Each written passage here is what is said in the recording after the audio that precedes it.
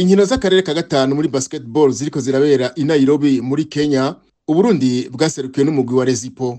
Mu rukino rwa mbere rwo kugurura iryo higanwa, uwo mugwi wo mu Burundi watsinzwe na Umoja yo muri Kenya ku manota 89 kuri 79.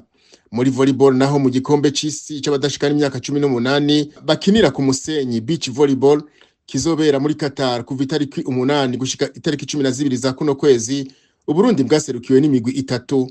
Uwa mbere ugizwe na Karen Mutamuriza ari kumwe na Ornella Ndayishimiye, uwa kabiri urimwo Nazareth Nshimirimana na Penepol Nihori imbere, na uwa gatatu ugizwe n'abahungu Akbar Ndayisaba na Ardo Haragakiza. Ihiganwa naryo ryo gusiganwa n'amagare mpuzamakungu mu gisata c'abagore ryaratangwe kuri uno w'Imana mu Burundi. Iryo siganwa gitabiriwe n'ibihugu 7 ari vyo Burundi, Kenya, Uganda, Senegal, Cote d'Ivoire, Burkina Faso na Benin, rigizwe n'ibice bitandatu. Abasiganwa bazoca mu ntara zine arizo Bujumbura, Gitega, Buhumuza na Butanyerera. Kuri uno w'Imana bugurura iryo higanwa birutse ibirometero 45 n'imetero 800.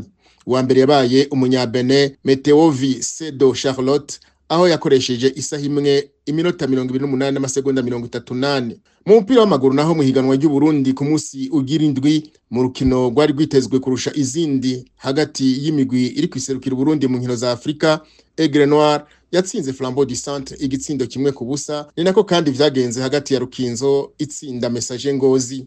Vision nayo yigishije umupira BG Green mu kwitsinda vyoroshe cyane ibitsindo 5-0.